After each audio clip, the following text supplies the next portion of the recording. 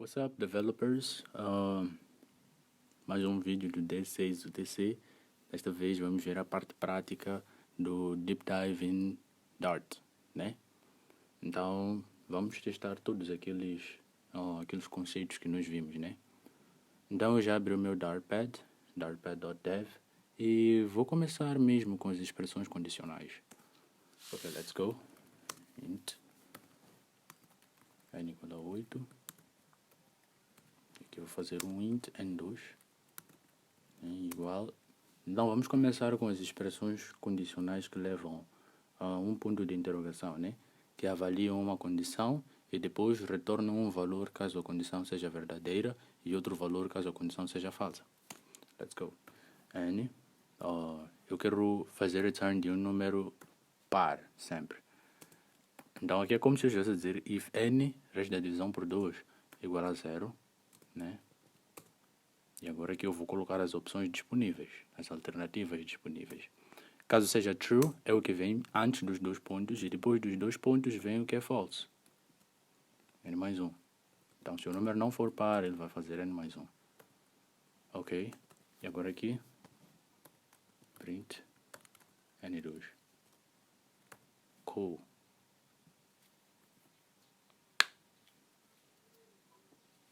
Oito, right? Vamos mudar aqui para 5, só para vermos o algoritmo a trabalhar.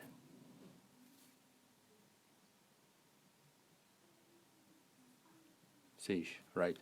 Então, um dos conceitos que nós vimos quando estávamos a ver tipos de dado, né? Nós vimos que todo tipo de dado é um objeto. Então, se é um objeto, significa que se eu não atribuo nenhum valor, ele é nulo. Então, agora vamos testar o segundo tipo de expressões condicionais, né? Por causa de ser nulo. Ok, basicamente, n, e agora a opção, caso seja nulo. Então, aqui nós estamos a dizer o quê? Se n, né, for nulo, ele vai atribuir 0 ao n2. Se n não for nulo, ele vai atribuir ao n2 o n. Run. N é nulo, por isso ele colocou aqui 0, né? E se eu substituir aqui por 8,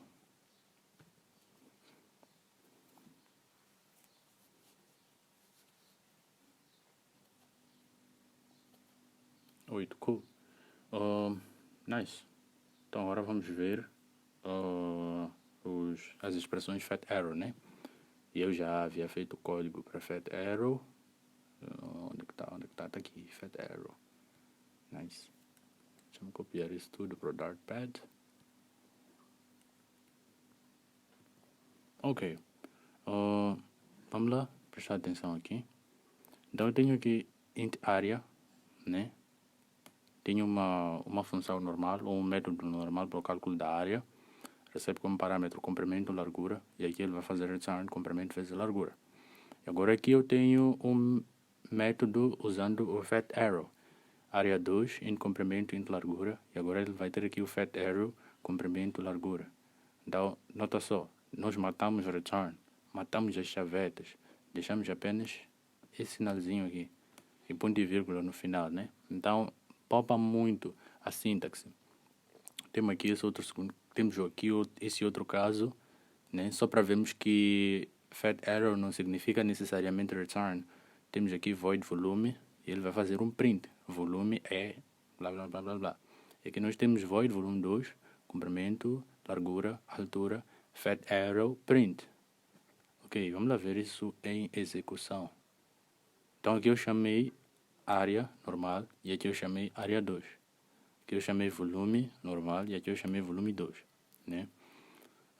Nós colocamos $sign e chavetas quando nós temos uma expressão complexa. Não é apenas uma variável, né? Mas é uma expressão complexa. Aqui, por exemplo, chamei uma função. Se eu estivesse a chamar um elemento dentro de uma classe, também teria que usar chavetas, $sign e chavetas. Right. Let's run this. Então, o primeiro print é deste método aqui, né? Que nós já estamos habituados por outra linguagem de programação. E o segundo print é deste método aqui. Então, basicamente é a mesma coisa, né?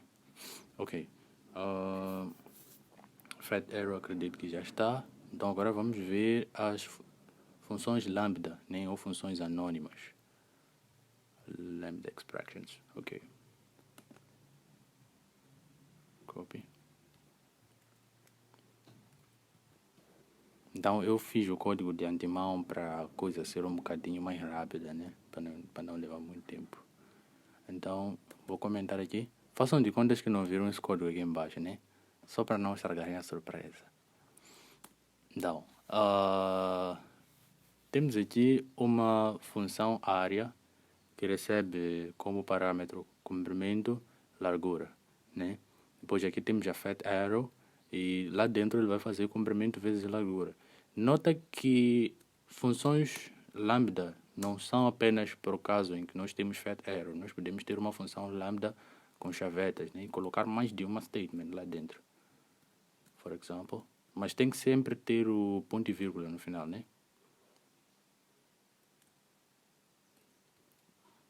Depois das chavetas, tem que ter o ponto e vírgula também. Ok. Por exemplo, podemos ter isso.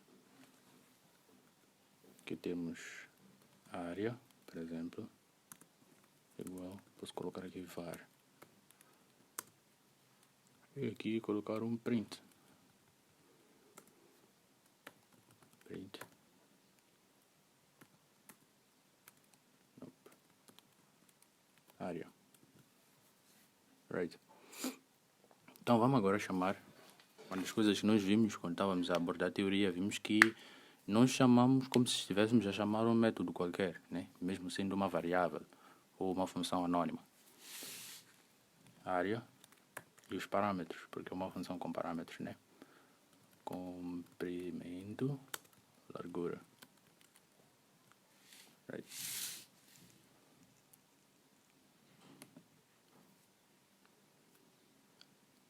Let's see, 50. Yeah, nice. Então agora vamos ver quando a função tem return, né? Então sempre que a função tem return, se por exemplo vai fazer return de um int, eu não posso colocar int, porque o int que é return de uma função, né? Nesse caso é int function, né? É um outro tipo de dado. Então eu coloco aqui var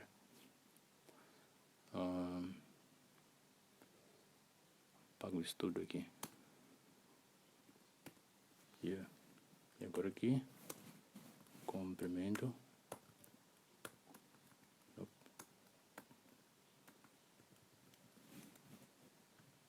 vezes largura. Right. Agora aqui eu chamo área, posso colocar aqui um print.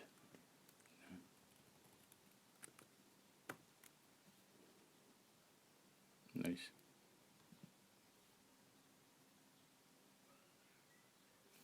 Mesmo output, né? Então deu certo. Agora eu vou comentar aqui. Tenho aqui uma outra função linha, que não recebe parâmetro. E ele imprime isso aqui, né? E agora eu tenho esta função, né? Tenho este método, função. Desculpem lá, eu uso essas palavras a intercambiar, né? Então, quando eu digo método, quer dizer função. Quando eu digo função, quer dizer método. Quando eu digo método, quer dizer método. Então, sorry. Então, aqui tenho void output, recebe como parâmetro comprimento, largura, e recebe como parâmetro também função, né? A função linha e a função área.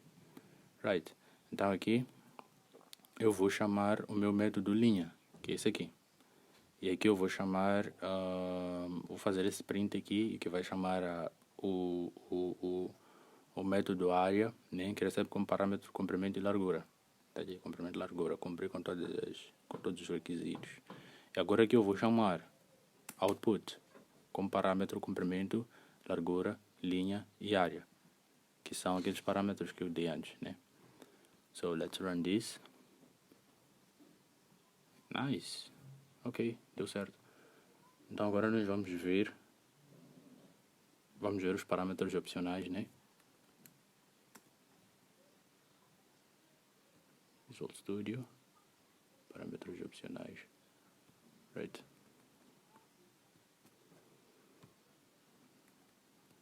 Ok. Void main. Vamos vamos para essa função aqui, encontrar volume. Int comprimento, parâmetro normal. E agora nós temos aqui abrir parênteses retos, fechar parênteses retos. Tudo que está dentro de parênteses retos é parâmetro opcional posicional, né, que nós vamos localizar de acordo com a posição do parâmetro. Largura, altura. E hoje eu coloquei uma expressão condicional, né, para o caso do usuário não colocar nenhuma largura e não colocar nenhuma altura, ele colocar 0, né, só para não ter aqui embaixo, só para não ter uma multiplicação de um número por null, porque ia dar um erro e eu não queria fazer try catch. Ok, então tá aqui basicamente, né? E agora eu chamo aqui encontrar volume, coloquei aqui comprimento, né? Coloquei aqui largura e coloquei aqui altura. E agora eu aqui chamo encontrar volume, né? Encontrar volume 10, que é o comprimento apenas. Então ele não dá erro, não é imperioso. Vamos ver o output. Não é imperioso eu colocar tudo.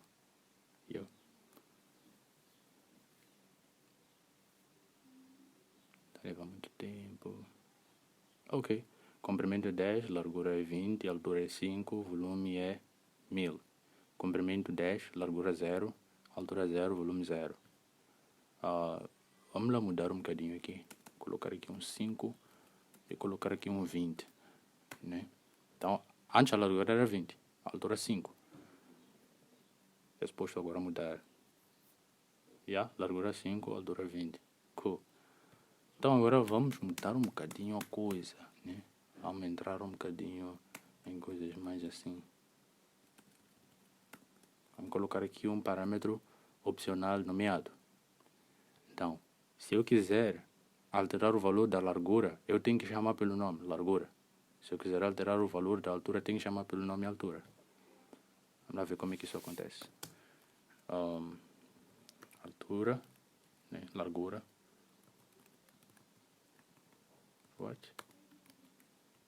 Largura. E eu coloco 2 pontos, não é igual, né? Quando nós devemos já trabalhar com Flutter, nós vamos ver muito declarações desse tipo. E aqui, 5, right?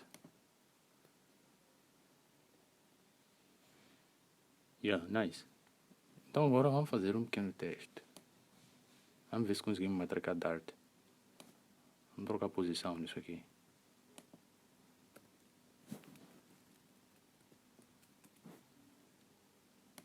Antes a largura era 20. Agora a largura ainda é 20, né? Então, não importa onde eu vou colocar, né? Basta eu chamar pelo nome, ele vai mudar a variável tal. Ok, vamos lá matar isso aqui de expressões condicionais. Complica muito isso aqui. E vamos fazer uma coisa mais bonita, né? Comprimento.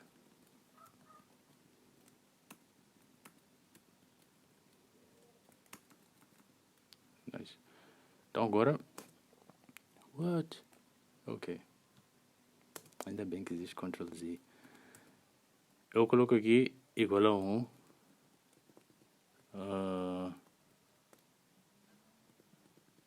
E aqui igual a 1 também. Então eu já estou a predefinir. Se o usuário não introduzir nenhuma largura, a largura vai ser 1. Se o usuário não introduzir nenhuma altura, a altura vai ser 1. Né? Let's run this. Nice, deu certo. Cool. Vamos agora ver herança.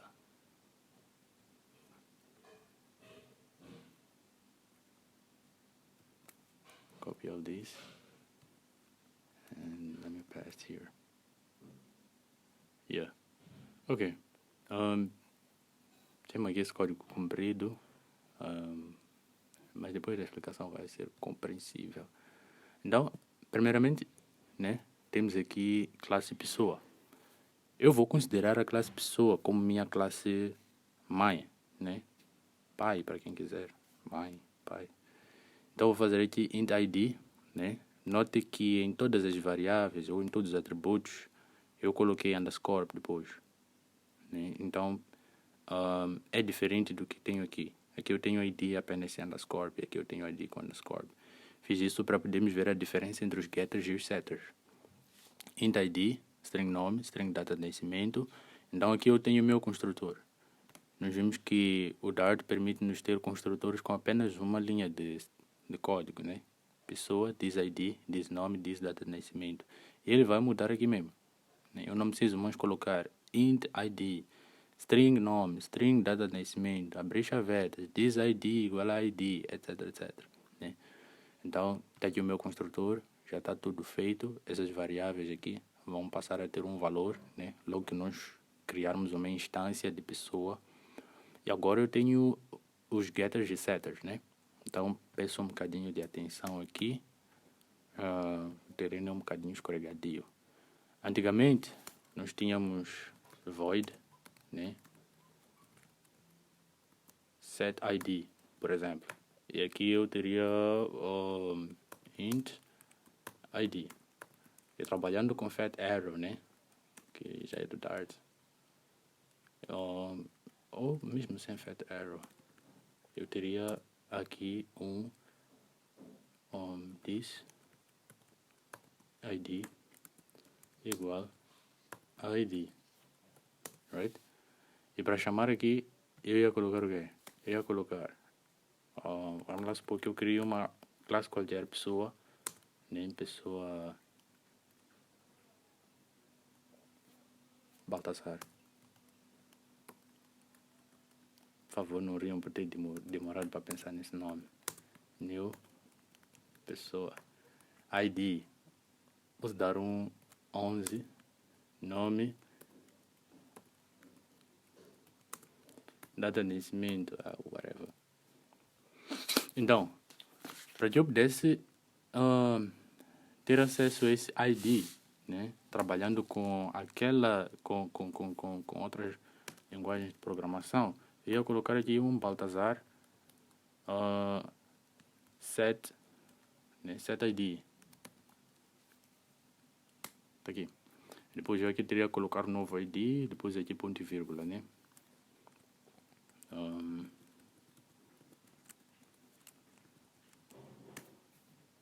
Dart acabou esse stress todo, né? Vamos lá. Tenho aqui o meu void, né? Set. Set é uma palavra reservada. Get também é uma palavra reservada. ID, int ID. E aqui eu tenho o meu fat arrow. This ID igual a ID. Ele recebe como parâmetro ID. E aqui eu tenho int get ID, fat arrow, this ID. Então, eu coloquei o underscore para diferenciar este ID, né, e este ID do meu ID atributo. Ok, como é que eu posso ter acesso agora a estes dados? Eu posso fazer isto. This. Não. Baltasar.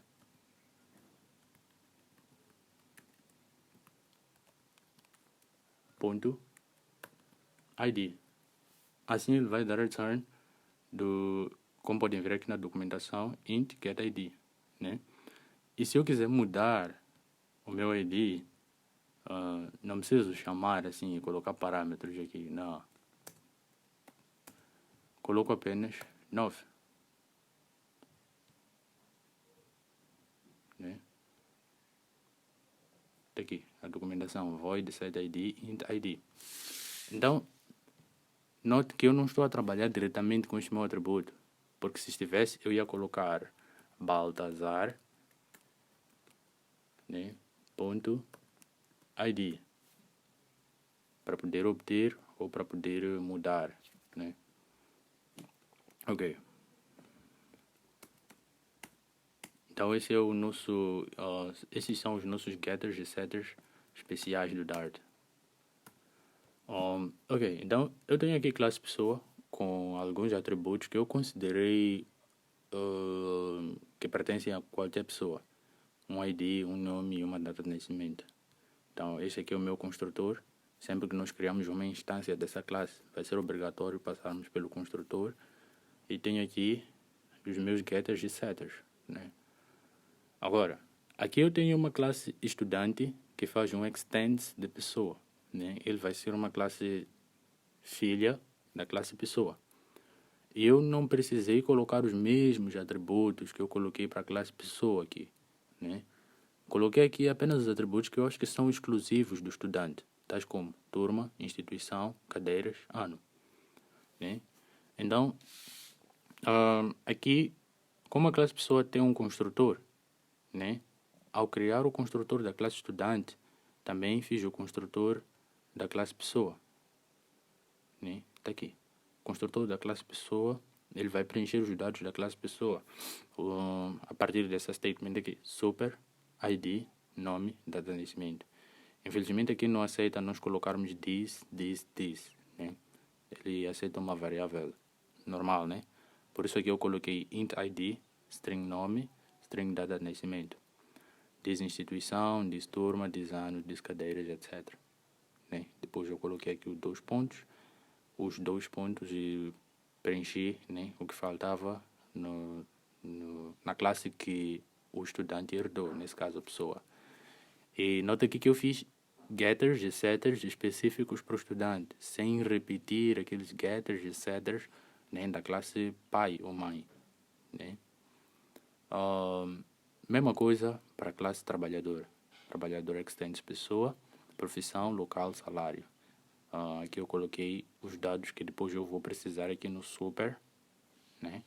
E o resto são dados locais. Getters e setters. Right. Então, vamos agora para essa parte feia do código, né? Que talvez seja muito feio de ver. Tenho aqui var pessoa, né? Que é new pessoa. Criei uma instância da classe pessoa, né? Coloquei aqui os dados gerais de uma pessoa. Nome, aliás, ID, nome, data de nascimento, etc. Dados de uma pessoa geral. Então, vou fazer aqui o meu print. Por causa dos getters e setters, né? Aqui eu estou a chamar o get. Então, eu não preciso acessar ao meu atributo, as variáveis que eu criei lá. Por meio dos getters e setters, posso fazer isso. Aqui eu criei vários estudantes, new estudante.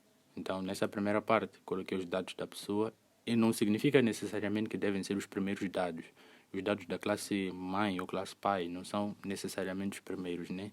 Isso vai depender do nome que a pessoa vai dar, né? Que deve ser o mesmo nome usado aqui no super. Right?